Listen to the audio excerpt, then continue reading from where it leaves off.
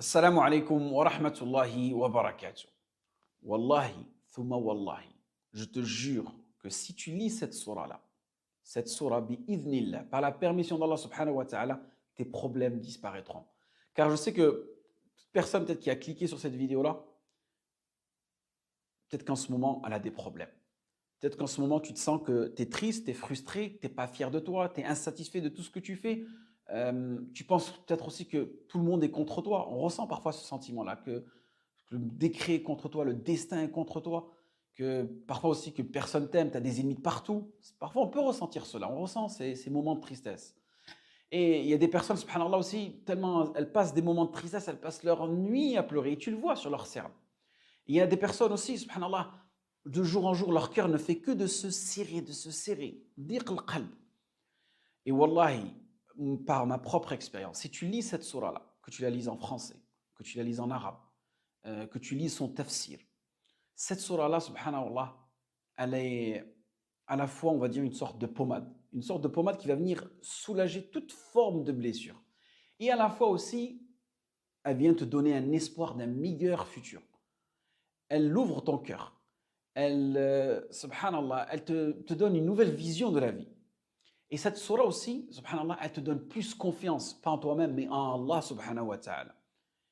Et wallahi, celui qui lit attentivement, avec méditation, surat Yusuf, la tristesse fuira son cœur. Et sans t'en rendre compte, en lisant cette surah-là et en répétant cette surah-là, tu vas petit à petit t'imprégner de ce grand personnage, de ce grand prophète, alayhi salam. Ce personnage-là, ce prophète qui est passé de prisonnier au titre de ministre des Finances à cette époque-là en Égypte, qui était dirigé à cette époque-là par les plus grands des pharaïs.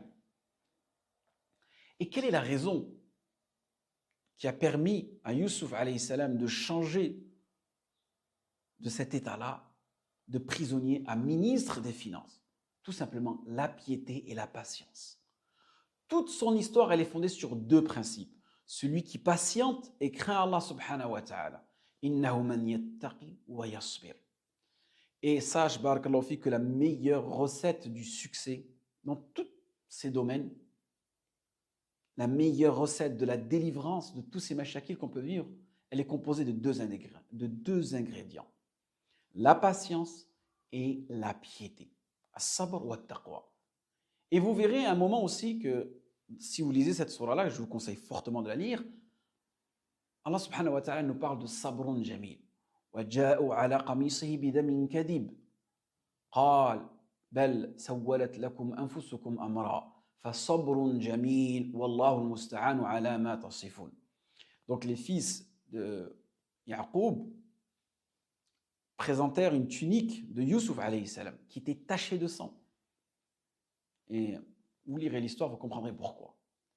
Et qui vont tout simplement faussement l'attribuer à leur frère. Mais Yaqub, regardez ce qu'il dit.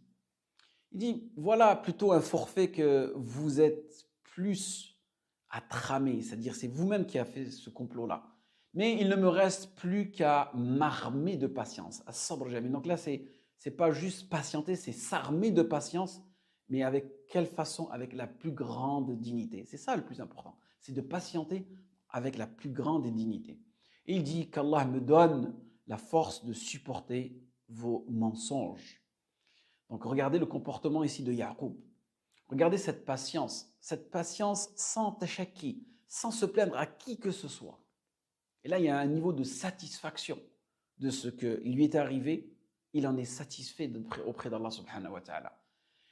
Et celui qui aujourd'hui, peut-être qu'il a des problèmes avec ses parents, avec ses voisins, avec son patron, son employé, ses enfants, son époux, son épouse, ce que je vous conseille, wallah, c'est pas de raconter cela à vos amis ou à vos proches. Lisez plutôt cette merveilleuse surah, cette surah de Youssouf. Et n'hésitez pas à la propager dans vos demeures. N'hésitez pas à de la lire et la relire. Cette histoire-là, wallahi, cette sourate-là, elle inspirera plus d'une personne. Allah subhanahu wa ta'ala nous dit dans le Coran, Nahnu naqussu alayka ahsana al-qasasi bima awhayna ilayka hada al-Qur'an wa in kunta min qablihi lamina al-ghafilin. Allah subhanahu wa ta'ala, dans le début de cette surah, il nous dit, nous te relatons à travers cette révélation du Coran les récits les plus sublimes et les plus édifiants dont tu n'avais jamais, jusqu'à ici, eu aucune connaissance.